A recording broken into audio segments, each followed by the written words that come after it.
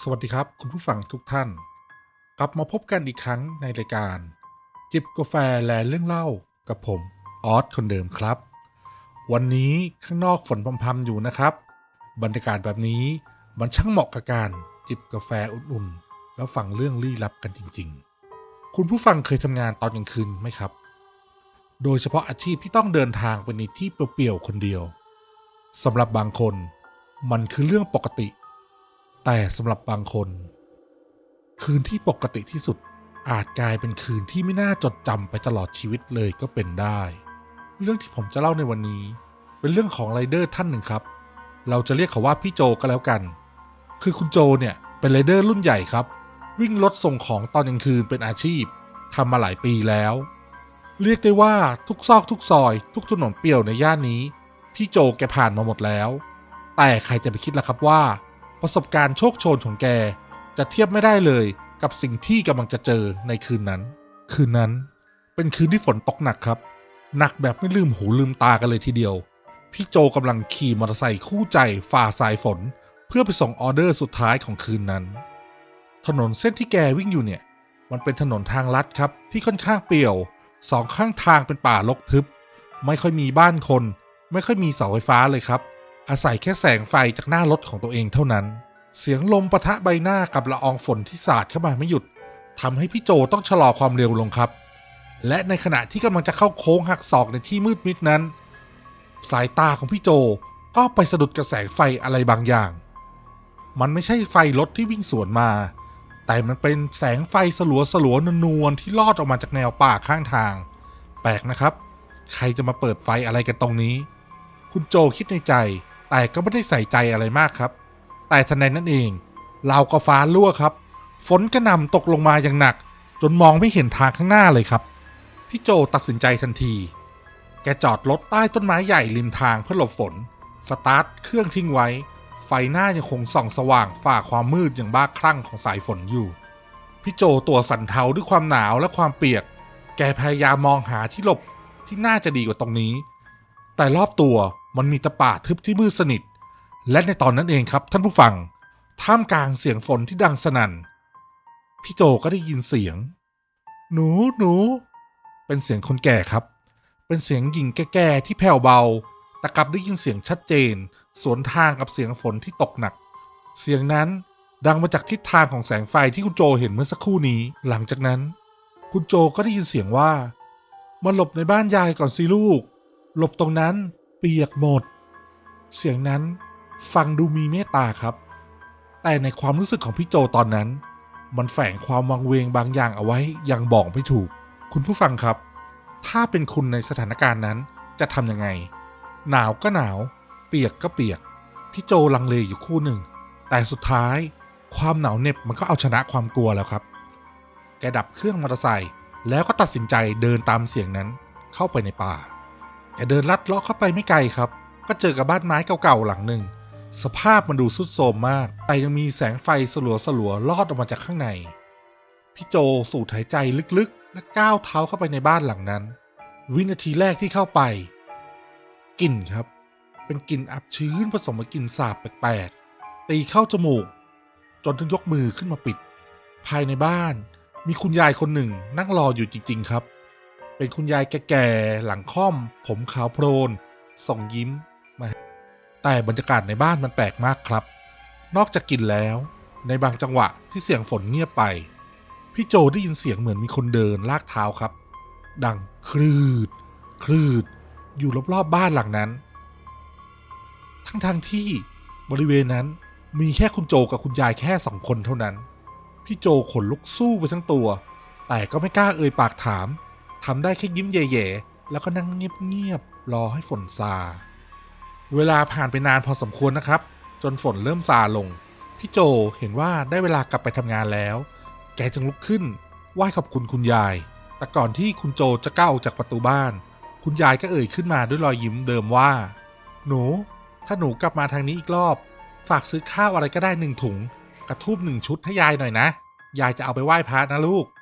คุณโจรู้สึกแปลกใจนิดหน่อยครับแต่ด้วยความเกรงใจและอยากจะตอบแทนน้ำใจคุณโจก็รับปากไปได้ครับคุณยายเดี๋ยวขากลับผมซื้อมาให้นะครับ หลังจากส่งของให้ลูกค้าเสร็จเรียบร้อยแล้วพี่โจก็แวะไปที่ร้านสะดวกซื้อพี่โจเลือกซื้อโจ๊กสำเร็จรูปมา1 ถ้วยกระทูบ1 ห่อในใจก็ยังงงๆอยู่นะครับแต่ก็คิดว่าเอานะแค่ทำบุญทำทานเมื่อได้ของครบแกก็ขี่รถกลับไปยังเส้นทางเดิมกลับไปยังบ้านไม้เก่าๆกลางป่าไผ่หลังนั้นพอไปถึงก็เห็นคุณยายยืนรออยู่หน้าบ้านแล้วจริงๆราวกับว่าคุณยายรู้ว่าพี่โจจะกลับมาพี่โจยื่นถุงโจ๊กและธูปให้คุณยายรับไปแล้วก็ยิ้มแล้วก็พูดว่าขอบใจมากนะหนูรบกวนหนูอีกนิดนะช่วยเอาข้าวกับธูปไปวางให้ยายที่หิ้งพระด้านในหน่อยนะพี่โจรับคำแล้วก็เดินเข้าบ้านเข้าไปอีกครั้งบรรยากาศยังคงเหมือนเดิมครับมืดอับและมีกลิ่นสาบพี่โจกวาดสายตาหาหิ้งพระแล้วก็เจอครับเป็นหิ้งพระเก่าๆอยู่ตรงมุมห้องบนหิ้งพระนั่นเองมีรูปถ่ายใบหนึ่งตั้งอยู่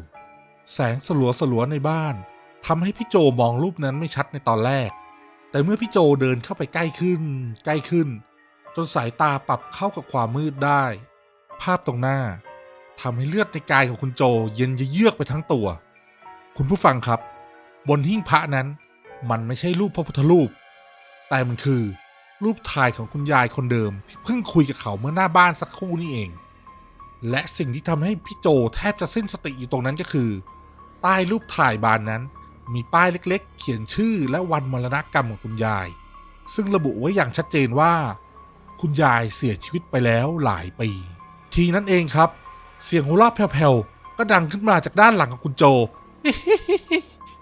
พี่โจกรีดร้องสุดเสียงครับไม่คิดชีวิตแล้วครับตอนนั้นหันหลังกลับทันทีวิ่งสุดฝีเท้าออกจากบ้านหลังนั้นกระโดดขึ้นข้อมอเตอร์ไซค์เพื่อหนีออกจากที่นั่นให้เร็วที่สุด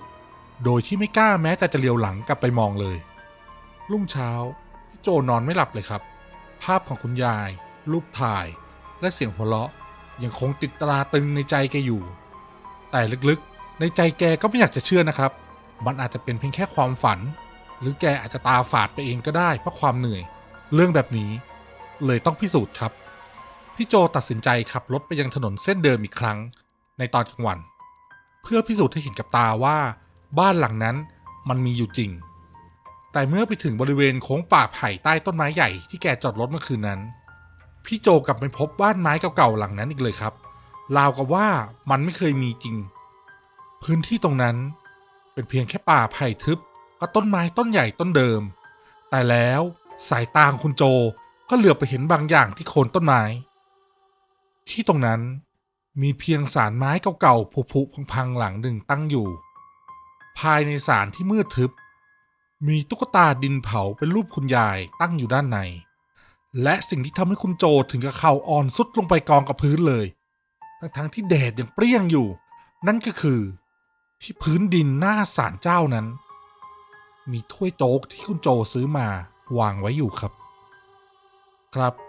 เรื่องทั้งหมดไม่ใช่ความฝันไม่ใช่ตาฝาดแต่มันคือความจริงที่น่าสยดสยองพี่โจไม่ได้แค่เจอผีแต่แกยังรับปากและซื้อของส่งให้วิญญาณอีกด้วยของที่แกซื้อได้ไปถึงมือผู้รับเรียบร้อยแล้วเป็นยังไงกันบ้างครับคุณผู้ฟังสำหรับเรื่องราวในวันนี้บางทีการทำดีการมีน้ำใจมันก็อาจนำพาเราไปเจอกับเรื่องราวที่เราไม่คาดฝันได้เหมือนกันนะครับเรื่องนี้ทำให้เรารู้ว่าบางสิ่งบางอย่างที่เรามองไม่เห็นไม่ได้แปลว่ามันไม่มีอยู่จริงและนั่นก็คือสาเหตุที่ทำให้ไรเดอร์มากประสบการณ์คนหนึ่งต้องยอมแขวนหมวกกันน็อกในยามวิกาลไปตลอดชีวิตเลยครับเอาละครับกาแฟของผมหมดแก้วพอดีสำหรับวันนี้เวลาของจิบกาแฟและเรื่องเล่าก็หมดลงเช่นกันครับกลับมาพบกับผมออสได้ใหม่ในโอกาสหน้าสำหรับคืนนี้ใครที่ต้องเดินทางคนเดียวก็ดูแลตัวเองดีๆนะครับสวัสดีครับขอบคุณที่รับชมจนจบนะครับถ้าอยากฟังเรื่องเล่าเรื่องอื่นๆต่อเนื่องสามารถคลิกที่เพลย์ลิสต์ทางซ้ายมือได้เลยหรือจะให้ YouTube เลือกเรื่องถัดไปให้ก็คลิกที่วิดีโอทางขวามือได้เลยครับและที่สำคัญอย่าลืมกดปุ่มติดตามตรงกลางเพื่อไม่พลาดเรื่องใหม่ๆจากช่องของเรานะครับขอบคุณครับ